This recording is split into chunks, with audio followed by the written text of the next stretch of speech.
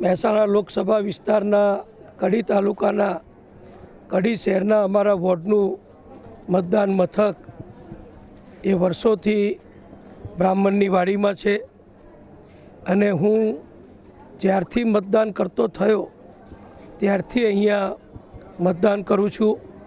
પછી નગરપાલિકાની ચૂંટણી હોય, વિધાનસભાની હોય કે લોકસભાની હોય, એ જ પ્રમાણે આજે લોકસભા ચૂંટણી માટે અહીંયા કડીમાં મારા વોર્ડમાં મેં મતદાન કર્યું છે, સહપરિવાર મતદાન કર્યું છે અને બધા જ નાગરિકોને જે અમે અપીલ કરી છે કે બધાએ મતદાન કરવું જોઈએ। આપણી બધાની ફરજ છે, રાષ્ટ્રીય ફરજ છે।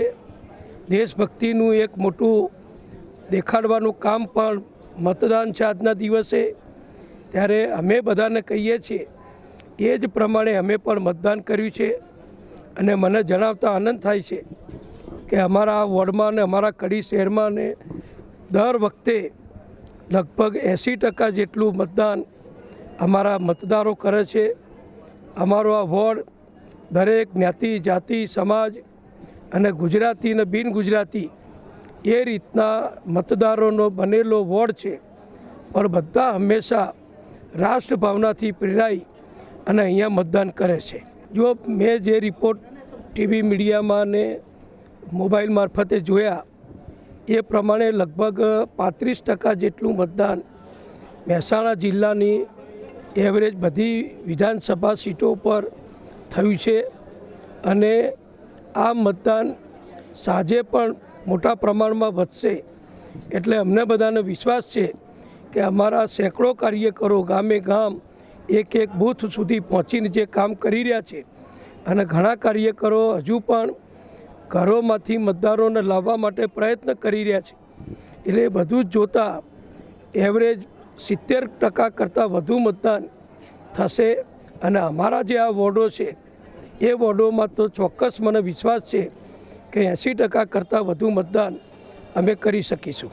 રાજ્યના પૂર્વ મુખ્યમંત્રી વિજયભાઈ રૂપાણી પણ આપણી સાથે છે, તેમણે પણ પોતાના ધર્મપત્ની સાથે મતદાન કર્યું છે। વિજયભાઈ, શું કહેશો? આજે સવારથી 7 વાગ્યાથી જ લાઈનો લાગી છે। એ જ દેખાડે છે કે આજના લોકોમાં ખૂબ ઉત્સાહ છે અને અત્યારે બધું મતદાન નરેન્દ્રભાઈને ત્રીજી વખત ભારતીય જનતા પાર્ટીની સરકાર બનાવીને વડાપ્રધાન બનાવવા માટે લોકો ઉત્સુક છે, એ આજના મતદાન ઉપરથી દેખાઈ રહ્યું છે। ખાસ કરીને રાજકોટ નહીં પરંતુ સૌરાષ્ટ્રની વાત કરીએ તો કયા પ્રકારના રિપોર્ટ્સ છે તે આપ સુધી પહોંચી રહ્યા છે? બધી જગ્યાએ આ એક સરખો રિપોર્ટ છે અને હવા જે હોય છે ને ચૂંટણીમાં એ બધે સરખી હોય છે। હવા પડી જાય છે તો બધે પડી જતી હોય છે, હવા ચાલતી હોય છે તો બધે ચાલતી હોય છે। એટલે સૌરાષ્ટ્રની બધી બેઠકો ભારતીય જનતા પાર્ટી જીતશે, એમાં કોઈ શંકાને સ્થાન નથી।